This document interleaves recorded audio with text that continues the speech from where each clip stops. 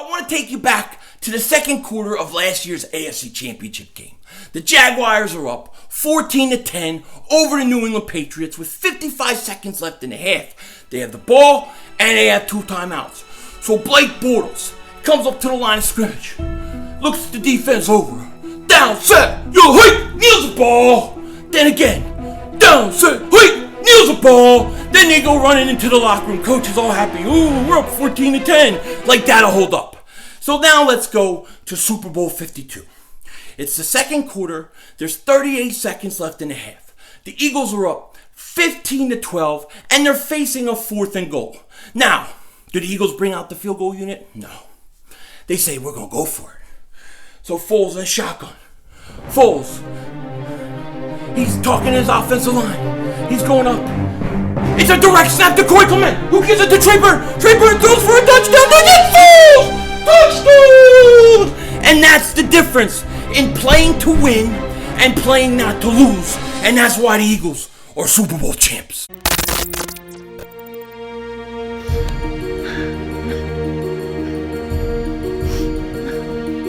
Kick the red, double move on the red.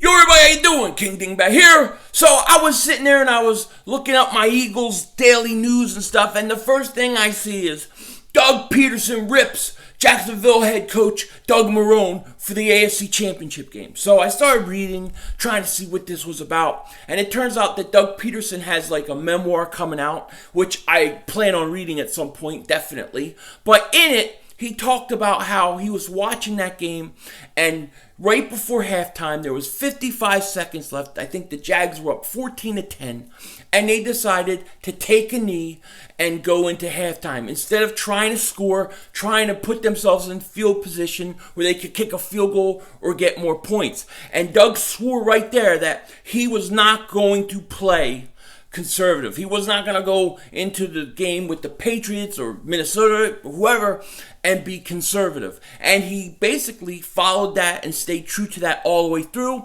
and we won a Super Bowl. Now, I know that the media, they want to make a big deal like Doug's firing shots at Doug Marrone, but I don't think he was doing that. I think that he's actually just being honest. Hey, at this point, I'm watching it. I knew right there that I can't approach any games like this because basically, the Jaguars were playing to not lose the game. In a situation like that, you have to be aggressive. You have to play to win. And I agree with Doug Pederson totally. I think if the Jaguars throughout that game were a little more aggressive against the Patriots, they could have won it. I think they could have won it. So I think it's a fair criticism. And from what I've seen of Doug Marrone's response, I think that he kind of acknowledges that too. But Doug Pederson, I think Doug Pederson has balls of steel now. I mean, it used to be Doug Corleone, and he's really Doug Corleone now. He's awesome. I love the guy. I love him. Anyways, so the Eagles are going to play Thursday, which of course I will be live streaming, so come join me, hang out. But there's one big matchup that has to be determined in this game, I think, that will hopefully maybe settle the debate and make the Eagles decide on who's going to be the starting slot corner, Bosby or Sidney Jones. Now, I didn't think Bosby was good last week. I didn't think he had a great game. I thought Sidney Jones was okay. He was okay. He wasn't great, but I thought he was okay. And I think that this is a huge game for both those guys to see who wins that slot corner position. So that is the number one thing in this game that I really want to watch when it comes to roster battles. Of course, the main thing is always no injuries. We don't want injuries, and that's what we always have to keep our fingers crossed at this time. This is the dress rehearsal. This is as close as you're going to get to a regular season game in preseason. The third week of preseason is always that. I also think this is the big window, right from after this week 3 preseason game through the 4th preseason game. If the Eagles are going to make any trades during preseason, I think that's when it will happen, between this game and the 4th game, or just after that 4th game when they're doing their 53-man roster. But I tell you this, That slot corner position is going to be one hell of a battle. Not to mention that fourth running back position is got to be determined. Josh Adams is back practicing, so he probably will play. And he needs to play and have a good game because we got to get Smallwood and Matt Jones out of here. You know what I mean? Because they have not been good. Nick Foles will start, so that's some good news. Carson, he won't play, but he's, as we know, he's going 11 on 11, and I think he's a step closer, and I think he's right on track. Now, I wanted to go over a couple guys that I thought so far in preseason have been the best players for us and most impressive to me. I'm going to give you 3 guys I really like, and I'm going to give you 3 guys I really have not liked or been happy with.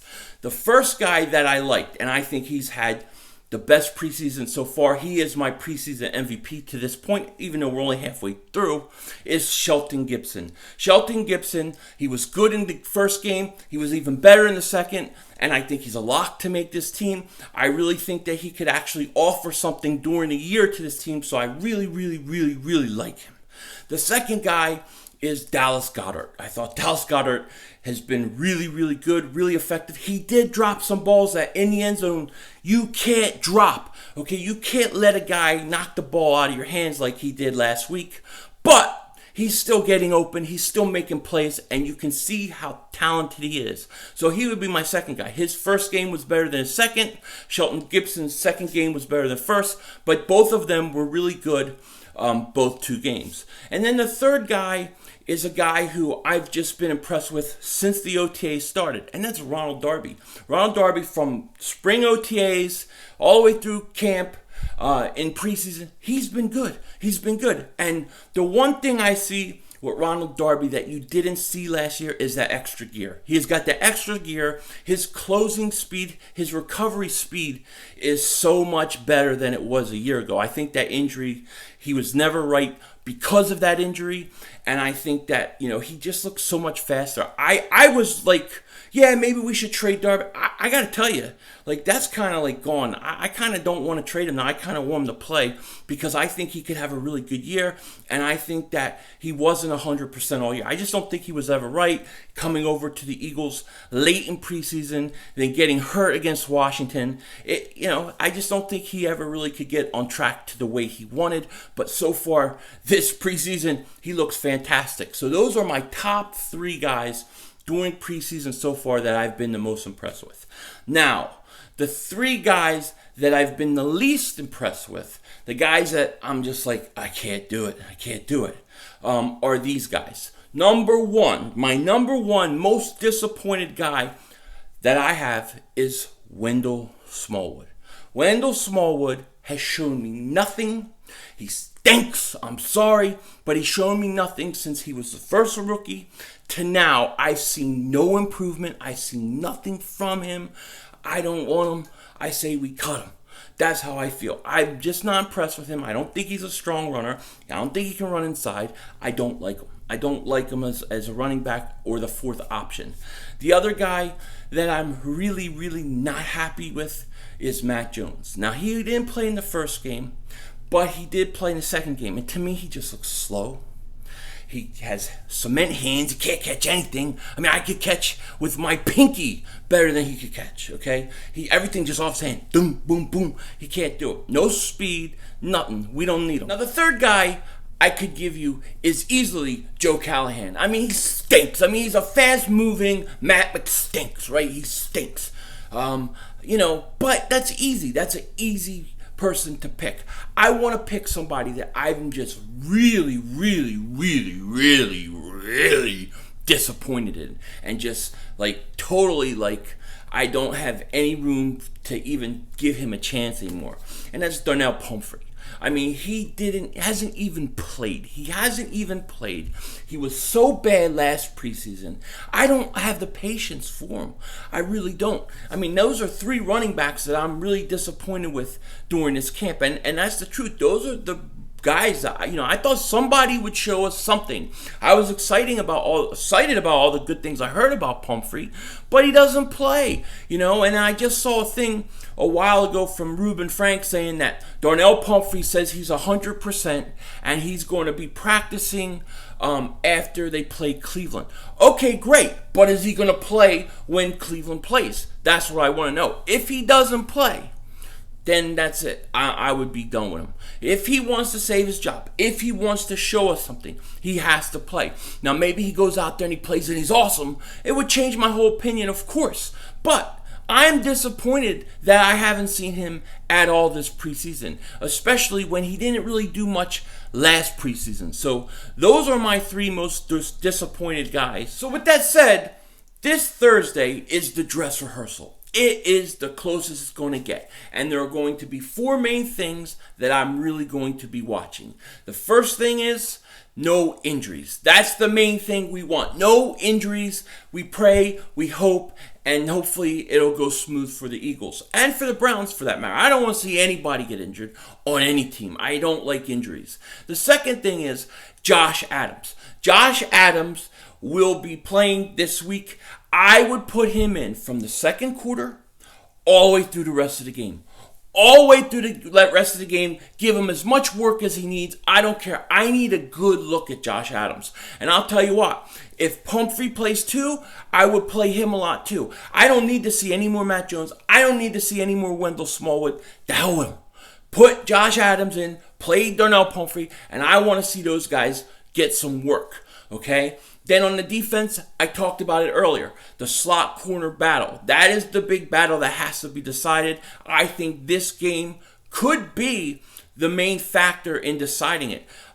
Because this is the dress rehearsal, of course. So the slot corner battle is going to be interesting. And then finally, Nick Foles. Nick Foles is going to play again. He was sloppy. He was rusty last week. He had no time. It wasn't his fault. I don't blame him.